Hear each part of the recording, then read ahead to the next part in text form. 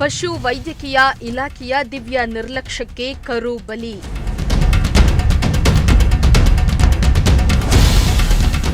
ಚಿಕ್ಕನಾಯಕನಹಳ್ಳಿ ತಾಲೂಕಿನ ನಿರವಗಲ್ ಗ್ರಾಮದಲ್ಲಿ ದುರ್ಘಟನೆ.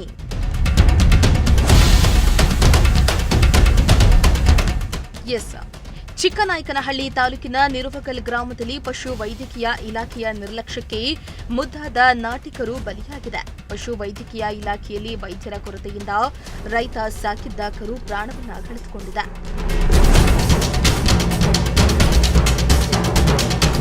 ಚಿಕ್ಕನಾಯಕನಹಳ್ಳಿ ತಾಲೂಕಿನ ನಿರವಗಲ್ ಗ್ರಾಮದ ರೈತ ವರದಯ್ಯ ಎಂಬುವವರು ನಾಟಿ ಕರುವಿಗೆ ನವೆಂಬರ್ 2ರಂದು ತೀವ್ರ ಜ್ವರ ಕಾಣಿಸಿಕೊಂಡಿದ್ದು, ತಕ್ಷಣ ಚಿಕಿತ್ಸೆಗಾಗಿ ಗೂಬೆಹಳ್ಳಿ ಪಶು ಆಸ್ಪತ್ರೆಗೆ ವರದಯ್ಯ ಅವರ ಮಗ ತೆರಳಿದ್ರೆ ಆಸ್ಪತ್ರೆಯಲ್ಲಿ ವೈದ್ಯರು ಕರ್ತವ್ಯದಲ್ಲಿರಲಿಲ್ಲ.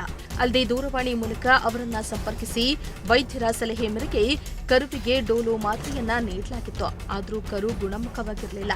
ಮತ್ತೆ ನವೆಂಬರ್ 4ರಂದು ಪಶು ಚಿಕಿತ್ಸಾ ತುರ್ತು ಸಹಾಯವಾಣಿಗೆ ಕರೆ ಮಾಡಿದ್ರು.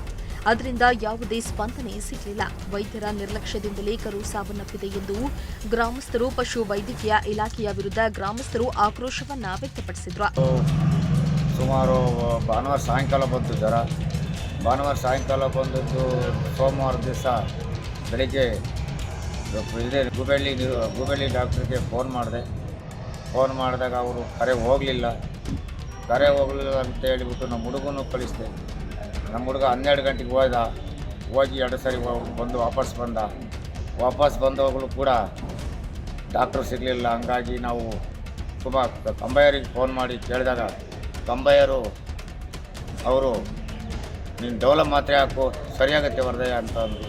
ಡೌಲ ಮಾತ್ರೆ ಆಗುತ್ತೆ, ಅದಕ್ಕೂ ಕೂಡ ಸರಿಯಾಗಲಿಲ್ಲ. ಮಧ್ಯಾಹ್ನ ಮತ್ತೆ ರಕ್ತದಂಗೆ ಉಚ್ಚಿಗಂಟು ಆದಮೇಲೆ ಏನು ಸಾರಿ ಈ ಥರ ಆಗೋಗ್ಬಿಡ್ತು. ಕುಮಾರ್ ಡಾಕ್ಟ್ರನ್ನೇ ಕಾಳ್ರಿ ಅಂದರು. ಅವ್ರಿಗೂ ಪುನಃ ಮತ್ತೆ ಇದು ಮಾಡಿದ್ರು. ನಮಗೆ ಸರಿಯಾದ ರೀತಿ ಚಿಕಿತ್ಸೆ ಸಿಗಲಿಲ್ಲ. ಹಂಗಾಗಿ ಆಂಬುಲೆನ್ಸಿಗೆ ಫೋನ್ ಮಾಡಿದೆ. ಅವ್ರಿಗೆ ಫೋನ್ ಮಾಡಿದಾಗ ಅವ್ರು ಏನು ಹೇಳಿರು ಅಂದರೆ, ಸ್ವಾಮಿ ಹಿಂಗಾಗಿದೆ, ನಮ್ಮ ಕರು ತುಂಬ ಸುಸ್ತಾಗಿದೆ, ನೋಡೋಕ್ಕಾಗಲ್ಲ, ಅದ್ರ ಹಿಂಸೆ ತುಂಬ ಸೋತ್ಬಿಟ್ಟಿದೆ, ನಿಂತ್ಕೊಂತ ಇಲ್ಲ, ಹಿಂಗಾಯ್ತು, ಬಂದು ನೋಡಿ ದಯಮಾಡಿ ಅಂತ ಹೇಳಿದಾಗ ಅವರು ಇಲ್ಲಪ್ಪ ನೀವು ತಳಿವಾಗ ಆಸ್ಪತ್ರೆಗೆ ತೋರಿಸ್ರಿ, ಅಲ್ಲಿ ನೀನು ಚಿಕಿತ್ಸೆ ಮಾಡ್ಕೊಂಡು ನಾವು ಇಲ್ಲೆಲ್ಲ ಟೈಮ್ ಆಗಿದೆ ನಮಗೆ ಅಂತ ಅವರು ಹೇಳಿರು. ಇಲ್ಲ ಸಮಯ ಬರ್ರಿ, ಇಲ್ಲಪ್ಪ ಆಗಲ್ಲ ಅಂತ ಅಂದು.